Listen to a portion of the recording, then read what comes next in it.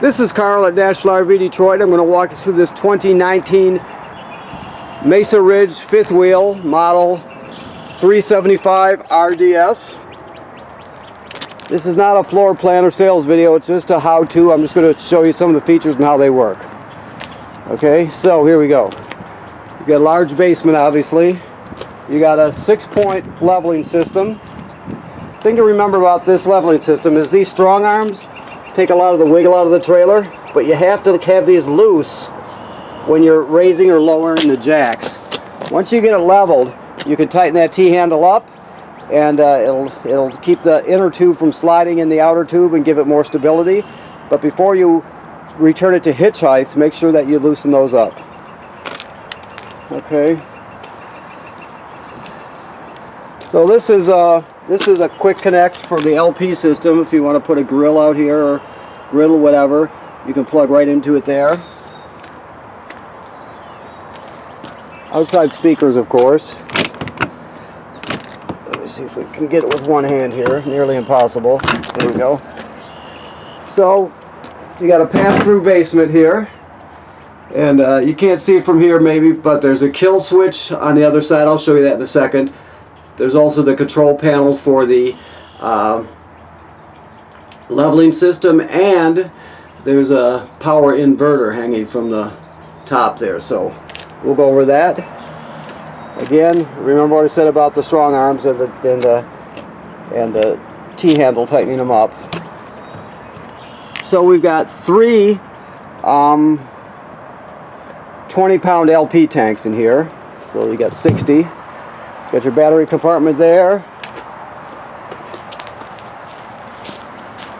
Now if we come back over to here, we're still cleaning this, by the way. I know it looks dirty and all that, but we're still in the process, so we just got to get this video done right now. I'm trying to do this one-handed. Sometimes you get lucky. There we go. So this is a kill switch for the battery if you want to shut them off, or it off in this case. This does have another slot for a second battery if you want to add one. This is your leveling here. Now keep in mind that you turn this on by pushing both arrows at the same time. Right there. You're going to use auto level, and you're going to use auto hitch. Auto hitch just returns it to the same position it was in before you auto leveled. So after you pulled your tow vehicle out, it'll and then you push auto level, it'll return it back to the point it was before you pulled your tow vehicle out. Okay, if you push retract all, it'll nosedive it, so it won't hurt anything unless you got something under the front, but you don't really need to do that. Auto level and hitch height are what you use. Now this device up here is the power inverter. This inverts DC to AC power, so it takes 12-volt DC from the battery. It converts it, or I'm sorry, it inverts it to 110 AC and then sends it right to the refrigerator. So when you're going down the road, for example, your refrigerator is a 110 refrigerator, but it's running off your 12-volt battery. Your tow vehicle is charging your 12-volt battery. Your battery is sending current to this inverter, which inverts it, the 12-volt DC, up to 110 AC and then sends it to your refrigerator. Okay. Okay. This is your water dock here. So you have some black and gray tank valves here. Just trying to get this straight here. So you have your water hook up here, okay, and then you can, if you're just using city water, you want to have it in let me get the right position here. It would be in this position here if you can see it, with the red that way, the blue horizontal, and the black pointing out. So it would be like this. So that's regular city water. Now if you wanted to fill the tank, you would put it in this configuration, which is this. The reason you would want to fill the tank is if you're at a campground that doesn't have plumbing on the campsite, so you can fill your tank and then pump water out of it, and this will work just like you have city water. To winterize, it's that position, and to bypass the water heater, it's that one. Okay? So keep in mind, I will put it back to city by going like this. Okay? This is just a sprayer hooks on here.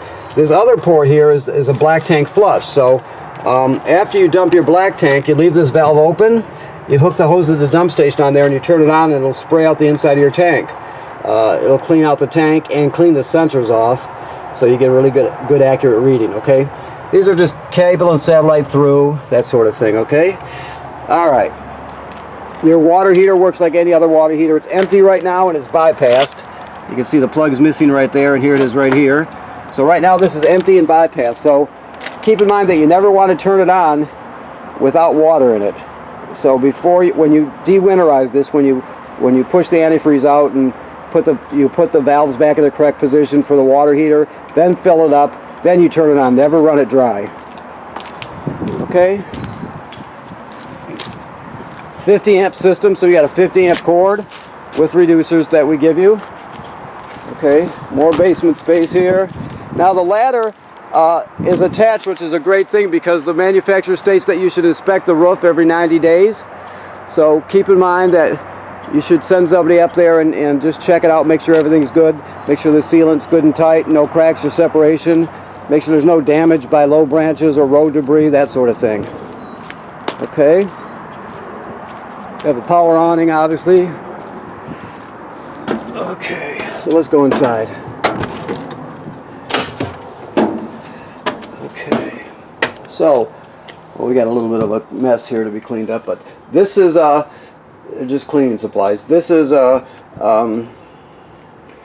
power converter. This does the opposite of the inverter. The inverter, like I said, takes 12 volt DC and inverts it to AC power.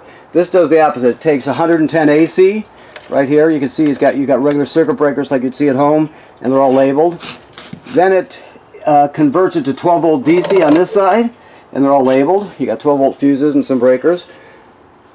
So, and also this is a battery tender, so it'll sense how much energy your battery up front needs, and it'll send whatever it needs to it. So it'll always keep the battery charged. So while you're plugged in, this is charging your battery. And while you're towing your tow vehicles, alternator's charging the battery. Okay, this is your panel here.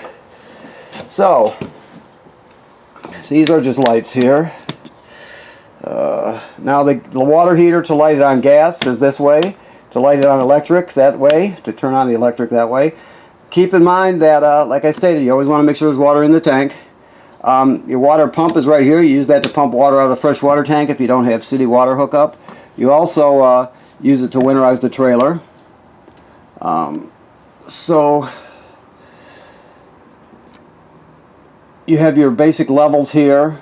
Your battery, which is charged, fresh water, black water, gray 1 and gray 2. So that it graduates up in 1/3 increments.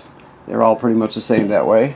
And of course this is your awning switch here, and these are your slide rooms. Okay.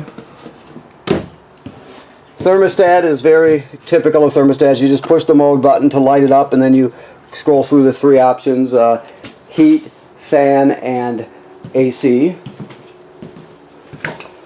Okay, so your refrigerator runs on AC power, just like the refrigerator home. And like I said, when you're not plugged in, your inverter charges this, or charges it. Your inverter sends the 110 up here, and it gets the power from your battery. All right, so your range is pretty typical. You have three knobs here and 3 burners. Then you have a sparker that you turn clockwise, and then this is the oven knob. So let me see if we got gas turned on. I guess we don't. I'll give it a couple clicks here just in case, because sometimes it takes the tanks have been on and off, so sometimes it'll take a while. But I think they're actually shut off at this point. Yeah, so anyway, it'll light when you spark it like that, when the gas is turned on. When it comes to the oven, there's a pilot light all the way at the back and on the bottom. Let me see if we can get it to spark here. Let me see. I'm trying to bend over that far. So this one you have to light with a grill lighter. So what you do is you go to pilot here, then you depress it, you keep it depressed, then you'll light the pilot light down here. After it lights, you hold this for another 10 seconds, then you go to operating temperature. When you shut it off, the flame goes out, but so does the pilot light, so keep that in mind, that the pilot light will go out and you have to relight it each time you light the oven. Okay? It's obviously the microwave. Works like all microwaves. Okay. Let me look around, make sure I don't miss anything here. Okay. So your living area. This is obviously your sound system. You can play discs here, CDs and DVDs. Let me get some light up here. Hold on, please. I thought I hit the switch, but apparently I didn't. There we go. So you can play CDs and DVDs. You got a USB. You can stream off the USB. You got Bluetooth, so you can stream wirelessly from your phone or tablet. AM/FM radio, and all the presets that go with the radio. You also have 3 speaker zones, 1, 2, and 3. 1 is this room, 2 is up front, and then 3 would be outside.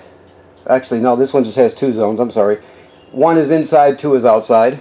Okay. And this, of course, there's a sound bar attached to it. This is the remote for that one there. This is your fireplace remote. The fireplace is a space heater, so let me see if we're plugged in here. I know we must be. There we go. So let me see if we can see here. So basically, you can change the fan speed. You can change the appearance of the fire. It also has a timer on it, so you can set this to turn on, 20 minutes before you get up in the morning and take the chill out of the trailer. And if you do that, also you're not using up any LP because this runs on regular 110 AC, so you won't be using your limited supply of LP either. So that's good. Okay. So TV is on a televator. So this is the switch right here, of course. If you can see that, I'm getting a bad glare. Oh, there we go. So we have the televator up and down.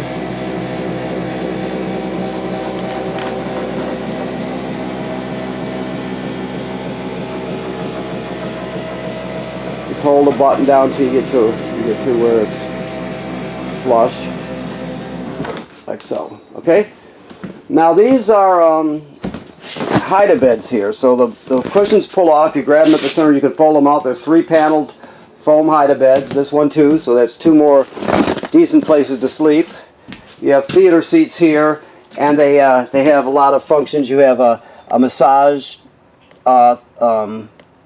thing, and then you also have heat. And of course, you turn the light on it, you get the blue light underneath it. So. Let me see what else we have here. I don't want to miss anything. Okay, let's go this way.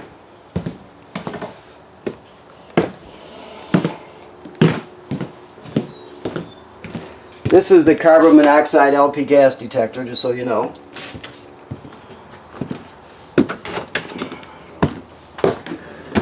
Okay, the sink and the shower work like any other sink and shower. This is a GFCI. Keep in mind that all the plugs in the trailer are wired to a GFCI, so you'll set it inside. The toilet is a typical RV toilet. You have to have water and chemical in it to use it. Right now we got antifreeze. But when you get to the campground, your black tank is empty, so when you get to the campground, you hook up your power and your water. You'll come in here, you'll dump 1 dose of chemical in the bowl, then you'll stand on the flush pedal and hold it down until about 1 gallon of water goes into the black tank, and then you're all set. You just can't use it dry because the smell will be terrible and it can get clogged up. Alright? You also have more working space over here too with light. You got this pull-out thing, like a countertop extension sorta. Okay, let me get lights here. So, this second mounting for TV. Keep in mind that green light is the signal booster for the digital antenna. It should always be on when you're using the antenna. You just push the button next to it to shut it off, but you pretty much want to leave it on. You have some storage under the bed, of course. And then we're pre-plumbed and wired for a washer-dryer combo if you want. Right now it's got a dog bed in it, if you got a dog or a cat. But you can install a washer-dryer combo in here. Okay? I think that about covers it. Let me see here. You have 2. Let me look before I talk. Well, it's a 50 amp system, so you've got plenty of air conditioning. Okay, so let me look around, see if I forgot anything. I think that about covers it. The might be a, let me look under the bed just for the heck of it. That way it won't be leaving anything out. Okay. Okay. So there's your sprayer that you use on the outside. That is a 1 or 3/4 inch crank, and this has to do with the awnings. You have to read up on it or watch the video while you're doing it, but you can get the awning in an emergency, and that's what that tool's for. Okay. Also, they're telling us here, let me see. Yeah, this is pre-wired for a Wi-Fi, or basically for a router and a signal booster for it. So you can go to that website or the number, and if you're interested, there's another port on the roof, and you always pick out the, if you pick one out, pick out the one with the antenna on the roof, and you have an antenna on the roof and a router inside your trailer if you need something like that. Okay. Okay, so first I want to thank you for purchasing your trailer here at National RV Detroit. Second of all, remember what I said, please, about keeping the roof inspected every 90 days, or so. You want to go up there and look at it. Have somebody go up there and check it out. And also remember that this is winterized right now. So there's antifreeze in the system. The water heater is bypassed and empty. Okay? Thank you very much.